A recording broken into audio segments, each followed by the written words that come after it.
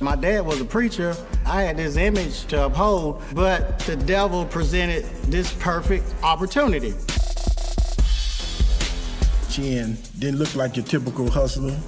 Looked like a college kid with a bunch of drugs. I became the biggest cocaine dealer in Nashville, but I was living at home with my parents, going to church. He was living a double life. I was scared for him. I had more cocaine than the city had money. I started fronting all this cocaine out. Before I knew it, I was about $600,000 in debt. You cannot just not pay a drug kingpin. Chin had got really deep. Black cars with tinted windows. Turned in my apartment complex. I knew they were after the drugs. My beeper's going off. It's a code 911. He was hysterical. We're just trying to figure out what he was going to do. Oh my God, somebody snitched.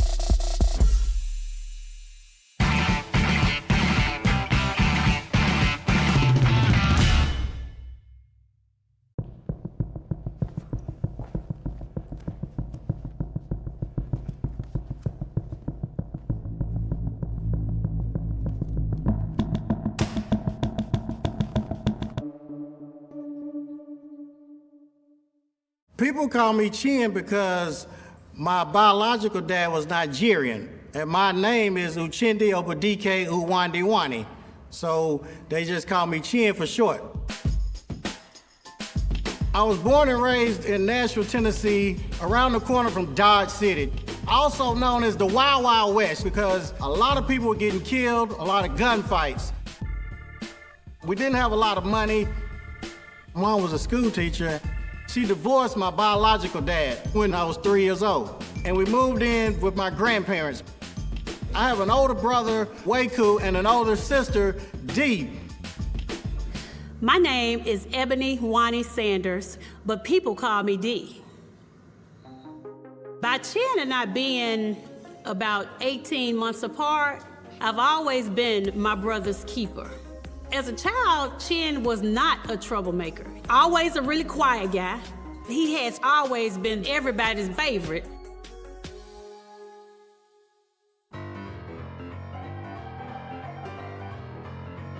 My mama married a Baptist preacher, and he was the pastor of Nashville's largest Afro-American church. We moved from my grandparents' house, where you're hearing gunshots at night, to a better neighborhood. And it was just a better life. Now, my brother and I, we had our own room. My parents were real strict. I made good grades. I was always on the honor roll. There was the regular radio station that you all listened to.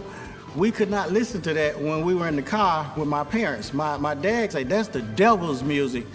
Stuff that was everyday common for other people was not common for us. When my mom married the pastor, it was like we was going to church every other day.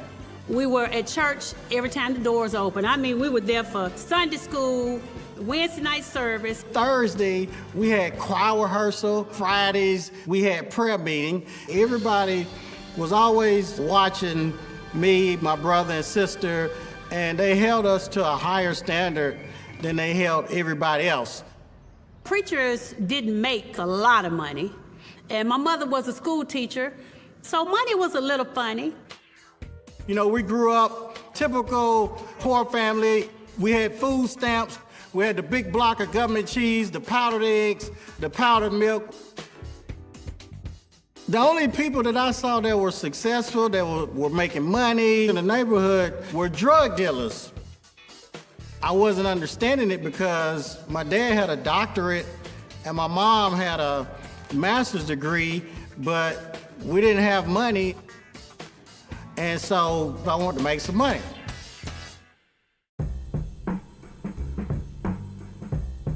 I was 10 years old when I started selling candy. Me and two of my buddies, we would go to the store and we would steal candy because kids like candy. We would go back to school and we would sell the candy. With the money that we made, we would go to football games or go to McDonald's, just doing basic things that all the other kids that had money were doing. He was starting to become a businessman. He was business-minded at that time because he knew if he sold something, he could get a little money for it. So that's when the hustler in Chin began. When I got in junior high, we graduated to stealing clothes. They had a group back in the day, years ago, called Ron DMC, and they had these Adidas jogging suits. We would go to the mall, and we would go in the dressing room and take the jogging suits in the dressing room and put it on, and then put our clothes back on over the jogging suits. And we would go back to school, and we would sell these jogging suits. I was making quite a bit of money.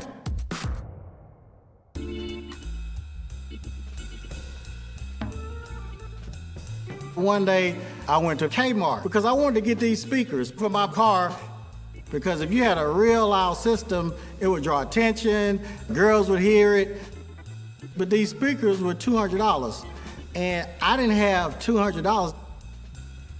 Well, I put a $50 tag on the speakers, and I went up to the cash register, and I paid for the speakers. And I'm walking outside, and this man stopped me. They called the police. They handcuffed me, and I was in the back of the car, and I didn't even sit straight up in the car. I laid down because I didn't know if anybody was gonna see me on my way to juvenile. My mother and father get a call that Chin is in juvenile. They were shocked. He had never been in trouble. When they came to pick me up from juvenile, it was only like 15 minutes away, but it was a long ride home, and it was very quiet. And then when I got home, Mom really was hurt. You know, she's asking me all of these questions. Then he's preaching to me. They were highly disappointed in him. He was put on punishment, couldn't go out, he couldn't go anywhere. The judge gave me 30 hours of community service. Every Saturday, I had to pick up trash on the side of the road, and I had to wear this vest. I was hoping and praying that nobody noticed me. And people drove by, some of them were church members. And I felt really bad because church folk, they gossip a lot. And the word got around, and I really embarrassed, you know, my dad and my mom. That's when I decided to look for a job. When I was getting ready for my senior year in high school, I was working at grocery stores, bagging groceries. Minimum wage was $3.35 an hour back then. I'd probably make maybe $40, $50 a week. My best friend at the time, his dad owned some barbershops. But he started working at his dad's barbershop, and on Saturdays, he would make like anywhere from $100 to $200, and I couldn't believe it. Now I'm thinking, okay, I want to go to barber school when I graduate, that way I can make more money. And so I told my mom, she was against that, because in our household, everybody went to college. If you didn't go to college, you were going to get put out. You could not just have a job and live in their house. She said, the only way you're going to barber school, if you promise me you're going to college when you finish. And I said, yes. And so I went down to the barber college. I got in barber school. In barber school, you have to do all the services, the haircuts, the shaves, everything on clients that come in. All of that money goes to the barber school. You have to buy the tools from the barber school. I noticed that this older man who owned the school, he always walked around with a pocket full of money, had a rubber band, and he would pop it. And I thought, one day, I'm gonna get me a barber school. When I graduated from barber school, I'd already promised my mom that I was going to college. And so I immediately enrolled in college at Tennessee State University, because I knew if I didn't go to college, I was going to be homeless. I was majoring in business administration. I'm making great grades. I'm on the dean's list. Every Sunday I go to church, and the little old ladies, they would kiss me on the jaw, And they would talk about how proud they were. My dad was proud of me, my mom. Everybody comes in the barbershop, from the preacher, the lawyer, the drug dealer. I met Rico. He was clean cut and he was real intelligent.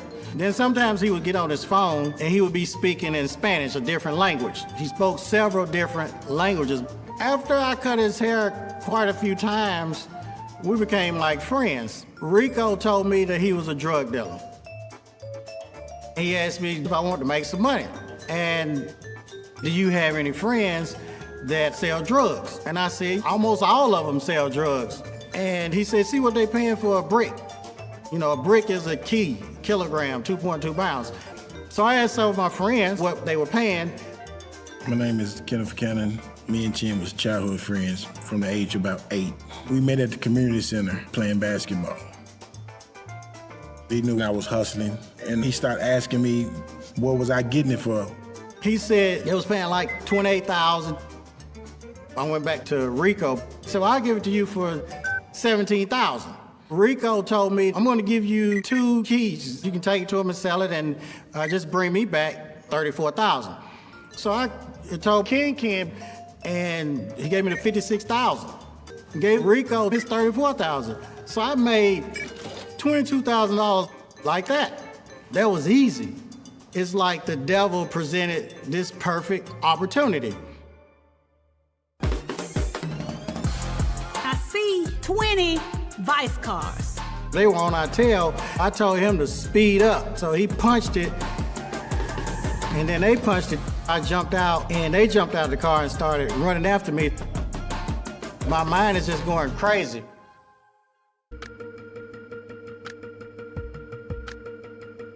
I just made $22,000, and on one hand, I'm thinking, well, I don't want to sell drugs. But then on the other hand, I'm looking at my parents. If I go to college, make good grades, go to church, do everything y'all doing, I'm gonna be broke just like y'all. I decide to go ahead and sell drugs. But then I started thinking, how can I do this without me getting my hands dirty, without me getting caught with it? Oh, let me just pay him or her to take it from point A to point B and just give me the money. That way my hands are never dirty. Rico, he would have the cocaine brought up from Miami, Florida, in a secret compartment in a car up under the gas tank. As soon as the cocaine got to Nashville, I made the phone calls. Within less than an hour, I already had them sold.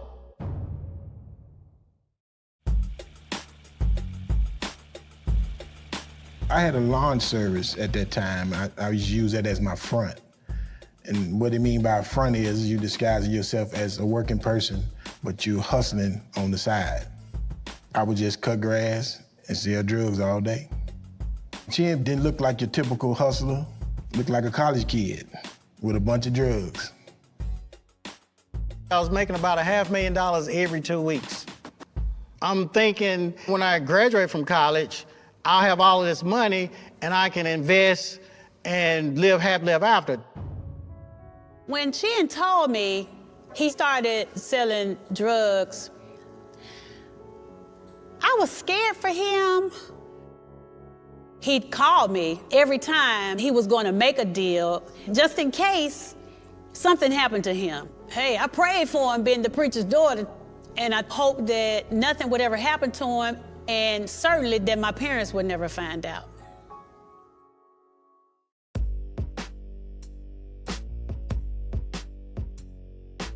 One day, Rico tells me I would make more money selling crack than powder cocaine. Rico taught me how to cook up a kid cocaine. It was almost like baking a cake.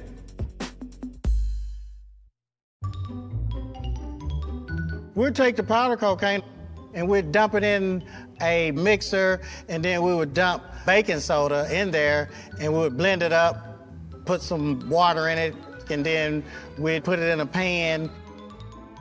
It was like a crack cake. Since we were able to cook it up by ourselves, we could undercut everybody's prices. I had a hot product that everybody wanted. I was moving so much weight, I became the biggest cocaine dealer in Nashville. And I was living at home with my parents in this little bitty bedroom that I grew up in. I was on a level to expand, but I couldn't expand outside of Nashville because I had to go to college for my mom. One day, I'm in biophysical science, and you had to pass this test in order to get in the labs. Remember, I'm a cocaine dealer, and I take that test in a couple of minutes. We had to break down the metric system, 1,008 grams a kilogram, 504 grams, that's a half a kilogram. A quarter key is 252 grams, 9 ounces. Then an 8-ball, 3.5 is 8 balls in an ounce. Then a 16th, 1.5 grams, a gram and a half is a 16th, but it's 16 16ths in an ounce. So I broke that metric system down like that. The professor, she thought I cheated on the test. Me and her, we go to the lab. She said, there's no way you're gonna know how to do this. And she's trying to tell me how to work the Bunsen burner. And I said, I already know how to do this, I got this. I'm just going to my crack making mode. It was the same concept. So I was basically asked to make crack in front of this teacher. She didn't score the 100. I'm still going to college. I'm still cutting hair, but then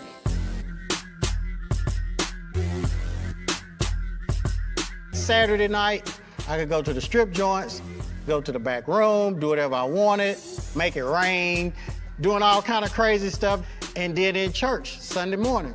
I felt like a hamster on the wheel. They couldn't stop. I had no taste for cocaine, for liquor, for smoking, for any of that. Although I was a drug dealer, I didn't look at myself like that. I looked at myself as a hard-working college student.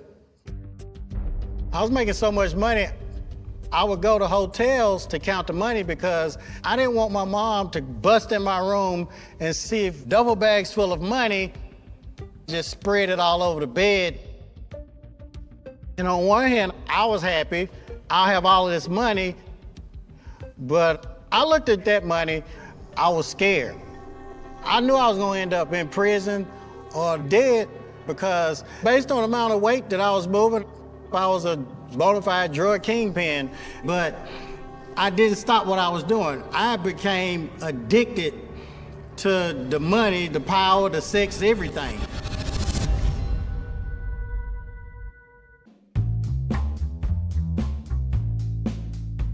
When I was making all this money, all the guys that worked for me, they were buying mansions, all of these crazy cars, putting all this gold on them, just bringing attention to themselves.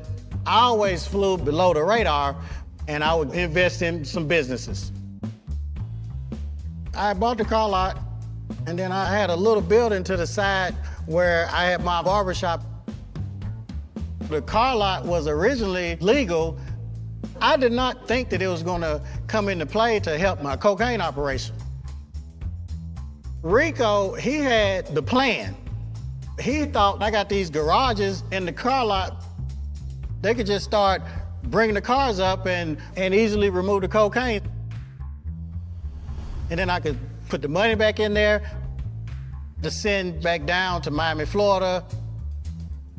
It just made it a smooth, quick operation. Going into my senior year in college, Rico just started flooding me with kilos of cocaine. He had more cocaine than the city had money. And he's pressuring me to get rid of it, and I'm saying, I can't get rid of all this cocaine. He was getting so much in, everybody from every side of town was dealing with him. Rico told me to start fronting them. You know, the street code, you give them a good product, they pay you. It's an honor system. So I started fronting all this cocaine out. The guys were not paying me. I was always worried about him because it just didn't seem like they knew what he's doing. Before I knew it, I was about $600,000 in debt with Rico. I saw another side of him that I had never seen. He's threatening me, saying, I know where your mama live, I know where your daddy live. Rico gave me an ultimatum. I'm gonna let you off, but I'm gonna send up some loads of cocaine and you're gonna have to work to pay my debt off. Plus, you have to tell me who these people are that are not paying.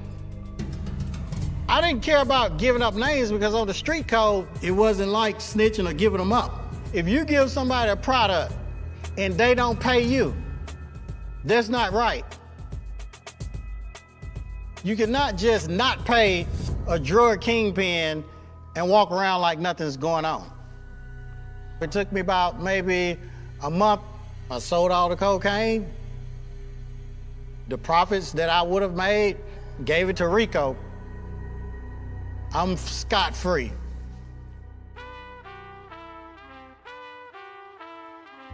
I paid Rico the debt that's owed to him. I'm on solid ground. I have my legitimate business, but my friends are calling me, wanting more cocaine. Some people knew me as the preacher's kid, some people knew me as this drug kingpin. I'm contemplating to just leave this alone because it's too much pressure on me. I can't sleep at night.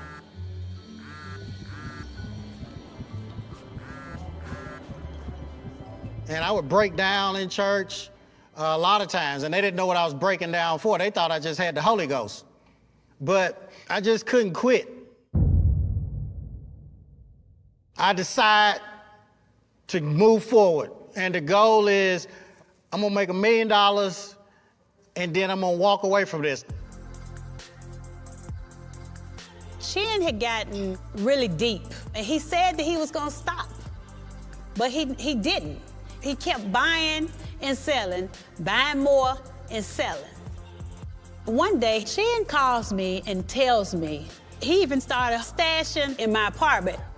I never touched it, didn't see it, but I knew.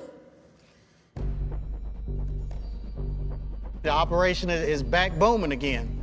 I'm buying all the cocaine instead of getting it fronted, making great grades. I'm saving my money. Everything is just running perfect. And I had my biggest shipment of cocaine coming from Miami, Florida. I was expecting 28 pounds of pure cocaine. It was worth about $1 million. I knew this was gonna set me at my mark to where I could just walk away from the game, bring me to the promised land. Chin said that this is gonna be the last deal. I'm gonna make this money, and I'm not gonna ever do it again. Hey, I believed it. It was about to go down. I checked on the cocaine. When the car left Miami, Florida, I called them at one point in time, and it had hit Georgia. The car kept coming. They hit Murfreesboro, Tennessee, and I knew that that was probably about 30 minutes away from the destination. Chin had called me early that morning and told me the cocaine would be there today. I was thinking like, this is a big shipment, this is going to be it for a lot of people. So I was just waiting around, waiting for him to call. I had a midterm exam that day. So when the car came, I told them to wait until I got out of class so I could coordinate everything and it would be nighttime, dark, and all of that. And while I'm taking my exam, my beeper's going off. It's going off repeatedly. So I finally look at it, and that's my sister. Hit the fan.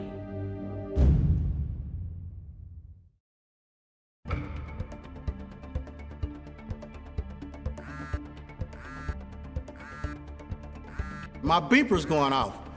That's my sister. It's a code 911. What's going on? So I go outside the classroom and I immediately call my sister. Oh my God, somebody snitched.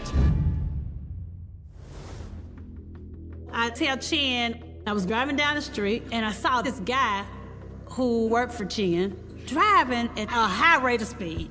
And I saw 20 Vice cars. And I said it was Vice because The Vice always drove black cars with tinted windows. After all of them zoomed by, I drove behind them and they turned in my apartment complex. That's when they got my driver. I believe he just panicked and drove right to my sister's apartment. The police got my 28 pounds of pure cocaine. Now, my heart is jumping because somebody's gonna turn me in. My mind is just going crazy, and I felt really bad. Not only was I in trouble, but I got Dee, my sister, in trouble because I hid a key and a half of cocaine at her apartment. And there's so many Vice up here. They all in my apartment complex. I knew they were after the drugs.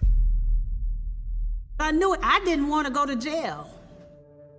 So I went and stayed with a close friend. I didn't know if the police were gonna check my mom's house.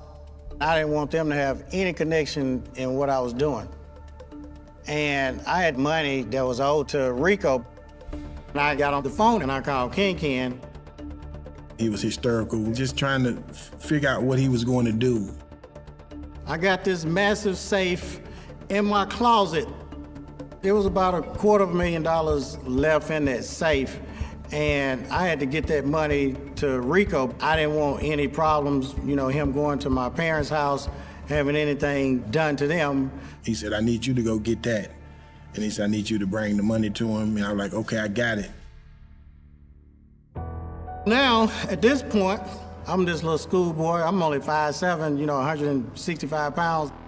I was scared to go to prison because I'm thinking they're gonna rape me in prison. And that's when I said, I gotta leave town.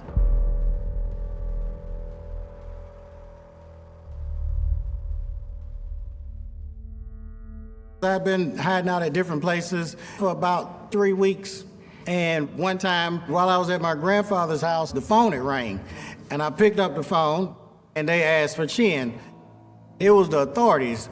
And I said, well, this is Waku. Chin's on the run, he's not here. Then they hung the phone up. I figured they were staking the house out.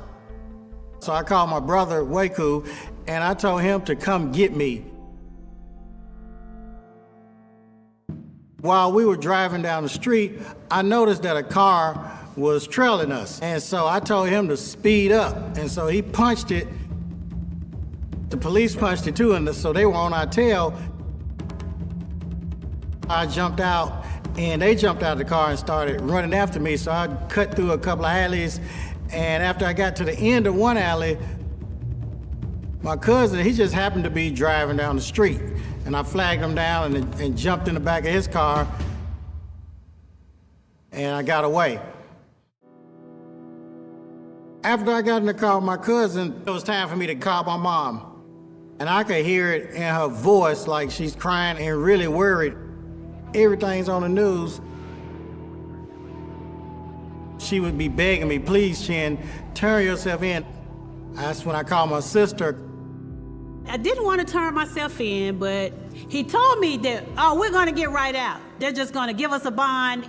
And I trusted what he said.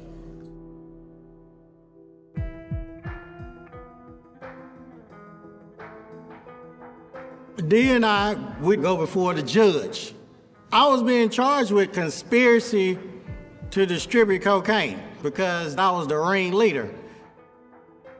One of the guys that was buying cocaine from me, he got in some trouble, and he snitched on me. I couldn't believe it. Dee was being charged as an accessory because I had drugs hidden at her apartment. The judge set our bond at $250,000 each. But of course, we know bond, that's 10%. So that's still $50,000. But I didn't have $50,000. Now, my parents didn't have $500, so there was no way that we were gonna get out of jail. We had to stay there. I didn't have a big part in this whole situation. I was expecting to get out in a day or two. A guard comes to get me, and they take me up to where all of these cells are lined up. It was like a circus in that place. There was a lot of fights. They didn't take me to the female floor. They said that I had to be in solitary confinement for 5 days. They didn't give me a reason, but that's what happened. I didn't know what was going on with the case. Nobody was telling me anything. We were just up in limbo.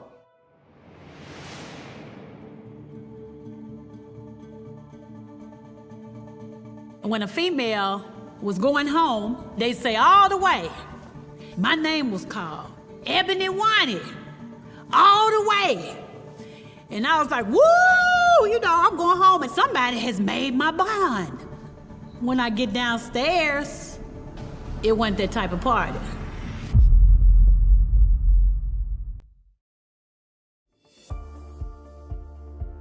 The FBI has 180 days to take your case. And on the 180th day, the feds took the case.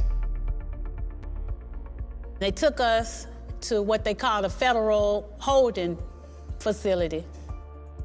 Chin told me that he felt it was only gonna be worse. He apologized, and I felt bad for him. He had lost so much weight in 6 months. The next morning, D and I go before this judge. He reads the charges to me and D. Conspiracy to distribute cocaine, trafficking cocaine, aiding and abetting. He said, for these charges, you're facing 30 years to life in federal prison. I felt like I was broken, even more than I had been. I looked at my sister and I've just wrecked her life. I get to call my mom. I said, just get D out and let me stay. My mother actually had to go to the teachers' credit union and take a loan against our home. And not only did she have one child, but she had 2 children who were incarcerated suddenly. And she put her name on the line. My mom was able to manage to get both of us out. I felt very guilty. I had put my whole family in this mess that I had created. I had to make it right.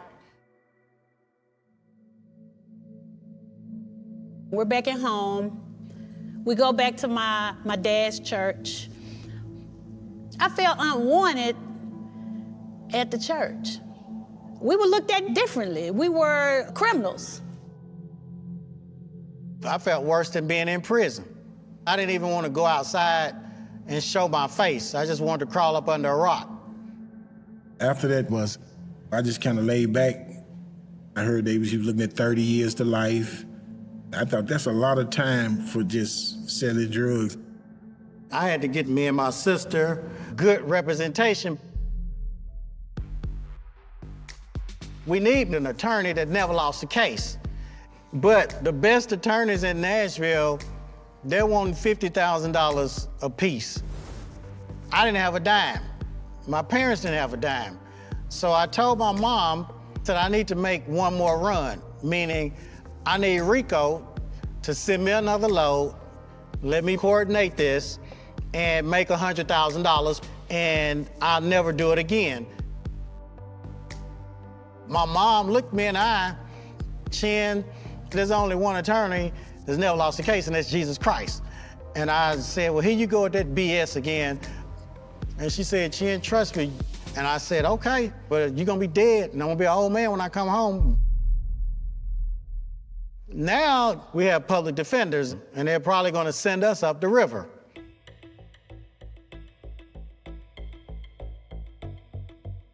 We going back and forth to court for over a year when the prosecutor said that he had a plea deal.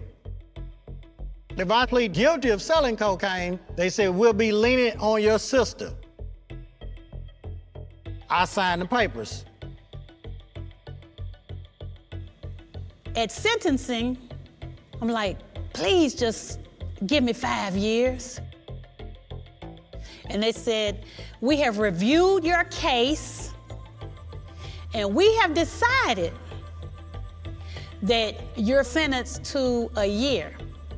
We're gonna accept the time you already did, and you can do the additional 6 months on house arrest.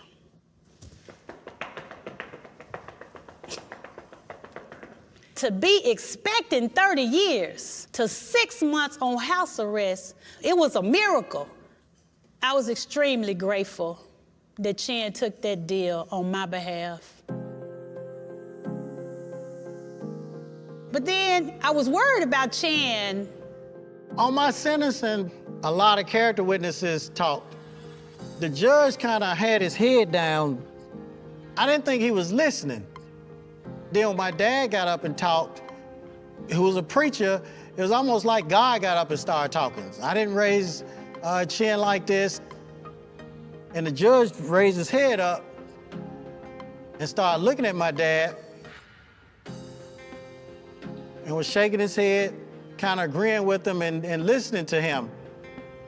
Then the judge wanted to hear me talk. I said, Your Honor, this is the biggest mistake that I've ever made in life. I'm sure a lot of people have died. This crack epidemic has hurt a lot of people. I've messed up my community.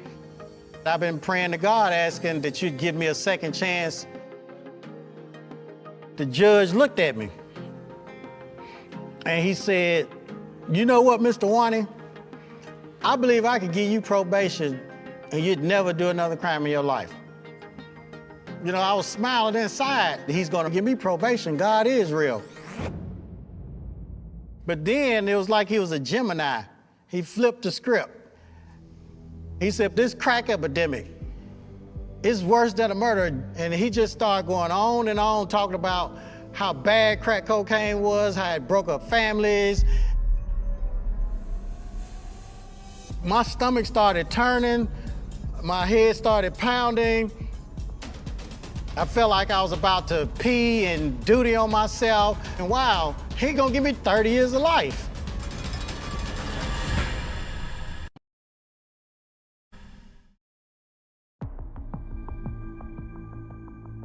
My stomach started turning. My head started pounding. The judge, he gonna give me 30 years of life. He looked at me, he said, but you know what, Mr. Wani? I'm gonna give you the boot camp.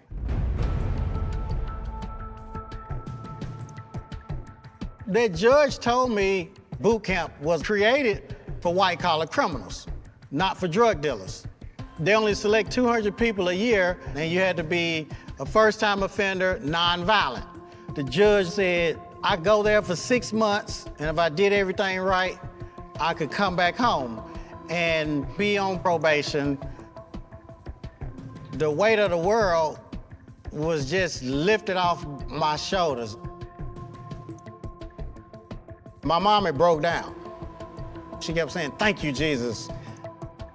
That was a miracle too. I had never heard of it. I still haven't heard any stories like that. That judge told me it is tough. And he asked me, do you think you can make it? And I said, yes, sir. I'm gonna make good on this.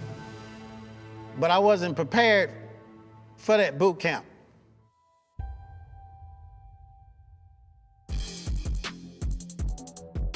Every day at boot camp, we worked 17 hours a day, hard labor. We had to pick the beans, we had to pull grass up by hand. It was back-breaking work. We had to run 10 miles a day. There was no radio, no TV, so we were like isolated from the world. But I was the barber there, and I became friends with all of these self-made millionaires.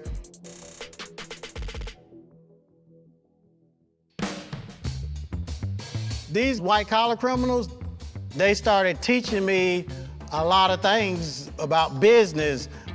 They talked about offshore accounts. They talked about stocks, life insurance, having an LLC versus a sole proprietorship. They talked about trademarks, about personal development. It was like going to probably Harvard or Yale or Princeton, but in prison. I was released from boot camp. I didn't have no money, no job, no driver's license. The world was against me. But I had $1 million mind. When Chin came home, he was a totally different person. Businessman was still in him, but he had this mindset to hustle and save, but to do it legally. He had his barber license, so he knew he could still cut hair. I got a job at Tennessee State University in the beauty salon. I was saving all the money, and I'm back in college catching the city bus. I got back in school. So it was something in me, it was something in him that we started and we wanted to continue and finish.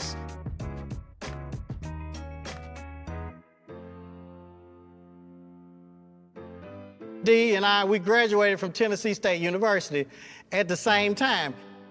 My mother was elated. We had broken her heart. I think we put it back together on that day. For over a year, I had worked in that barbershop and lived below my means. When I graduated from college, I had over $40-something thousand saved. I had a dream to own a barber school, so I opened a school.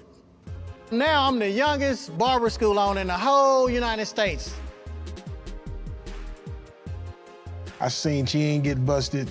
I seen a couple of more friends of mine get locked up, and I just seen myself like, if I keep doing what I'm doing, I'm gonna be right down the same path. One day, Kingpin came through the school. He ended up quitting the drug business. He asked me, did I want to start going to school to cut hair? I actually turned out pretty good. When Kingpin graduated, he ended up opening 2 barber beauty salons. It really felt good to see Kingpin transform his life. Chin really wanted to help ex-cons learn a trade and make an honest living. I am very proud of Chin. He made my parents proud. I went from being the smallest barber school in the whole United States to the largest barber school in the United States. I've written 2 best-selling books, The Millionaire Ex-Convict and The Millionaire Barber Stylist, and I hope these books inspired to do bigger and better things. My dad is deceased, but he was able to see Chin become the successful man that he is today. My mother and Chin, they are roomies today. They live in a beautiful home. It felt really good to be able to take care of my family, to be the first person in my family to break the generational curse of poverty and to make it legally, to not have to look over your back, to have a peace of mind. I mean, it's a great feeling. My mother has her own little wing, and Chin has his own wing. If she doesn't want to see him, she doesn't have to.